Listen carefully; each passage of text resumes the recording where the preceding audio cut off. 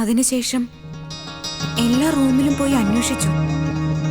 പക്ഷേ എവിടെയും മീര ചെന്നിട്ടില്ലായിരുന്നു. പിന്നീട് സെക്യൂരിറ്റി ചേട്ടനും ഞങ്ങളെല്ലാവരും കൂടി ഹോസ്റ്റൽ കോമ്പൗണ്ട് മുഴുവൻ അരിച്ചു പെറുക്കുകയും ചെയ്തു. പക്ഷേ മീരെ കണ്ടില്ല. പൂജ റൂമിലേക്ക് തിരിച്ചു വന്നപ്പോ മീര റൂമിലില്ലായിരുന്നു പറഞ്ഞല്ലോ. പുറത്തുനിന്ന് ആരെങ്കിലും റൂമിനകത്ത് വന്ന ലക്ഷണം വല്ലതും കണ്ടിരുന്നോ?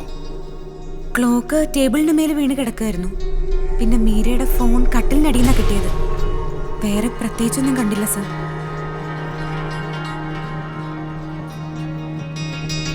മീരയ്ക്ക് ഇവിടെ സുഹൃത്തുക്കളായിട്ട് ആരെങ്കിലും ഉണ്ടോ? I mean boy friends? ഇല്ല, അങ്ങനെ ഒരു ഫ്രണ്ടും എന്റെ അറിവിലില്ല സർ. ഇതിനു മുമ്പ് എപ്പോഴെങ്കിലും എവിടെയെങ്കിലും പോയിട്ടുണ്ടോ? ഇതുപോലെ പറയാതെ മറ്റോ? ഇല്ല സർ. പരിചയമില്ലാത്ത ഏതെങ്കിലും നമ്പറിലേക്ക് വിളിക്കുകയോ അല്ലെങ്കിൽ കോള് വരികയോ ചെയ്തിട്ടുണ്ടോ നോക്കൂ.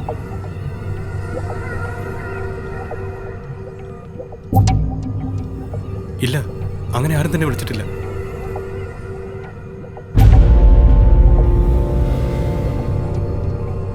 പൂജ ഡ്രസ്സ് വാഷ് ചെയ്യാൻ പോയെന്ന് പറഞ്ഞല്ലോ. എനിക്ക് അവിടെ ഒന്ന് കാണണം. മുകളിലാണ് സർ.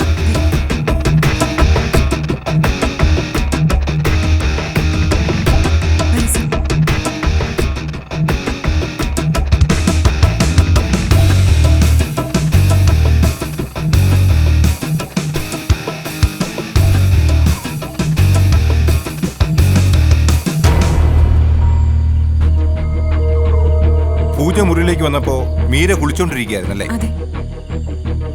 മീര മുറിക്ക് പുറത്തു വന്നത് ആരും കണ്ടില്ല അല്ലേ പൂജ? ഇല്ല സർ.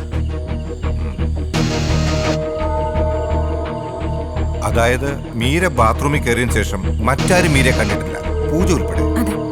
എവിടെയാ?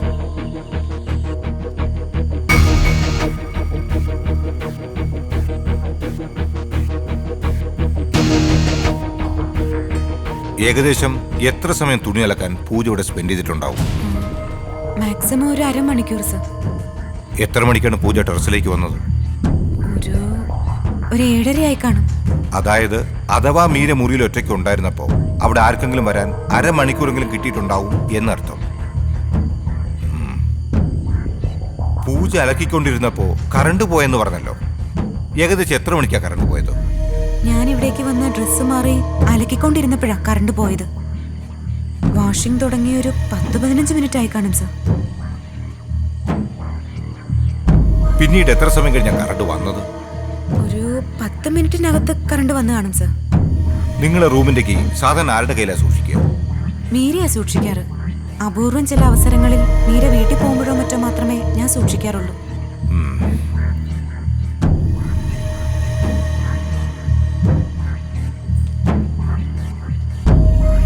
ഹോസ്റ്റലെത്തിയ ശേഷം പൂജ റൂമിലേക്ക് വന്ന് കയറുമ്പോൾ അവിടെ രണ്ടുപേരും സംസാരിച്ച് നിൽപ്പുണ്ടായിരുന്നു പറഞ്ഞല്ലോ. ഉവ്വ്, വീണയും രാഖയും. അവരെ എനിക്കൊന്ന് കാണണം. ഉവ്വ് സർ.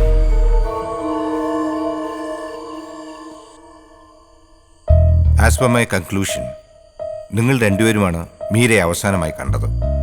മീൻസ് പൂജ മുറിയിലേക്ക് കയറുമ്പോൾ മീര കുളിച്ചുകൊണ്ടിരിക്കുകയാണ്. മീരയുടെ ശബ്ദം മാത്രമാണ് പൂജ കേട്ടത്. എന്നാൽ മീര റൂമിലേക്ക് കയറുന്നത് നിങ്ങൾ രണ്ടുപേരും കണ്ടിട്ടുണ്ട്, ശരിയല്ലേ? അതെ. അവസാനമായി മീരയെ കണ്ടത് ഒന്ന് വിശദീകരിക്കാമോ?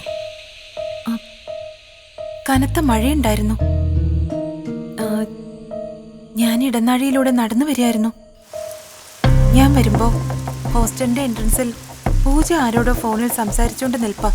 അപ്പൊ സമയം 7 മണി കഴിഞ്ഞിരുന്നു. 7:10 7:15 ആയി കാണണം. ഞങ്ങൾ അവിടെ നിന്ന് സംസാരിക്കുമ്പോൾ മീര വാതിൽ തുറന്ന് അകത്ത് കയറി. മീര അകത്ത് കയറി വാതിലടച്ചു കഴിഞ്ഞ് 10 മിനിറ്റോളം ഞങ്ങൾ അവിടെ നിന്ന് സംസാരിക്കുകയും ചെയ്തു.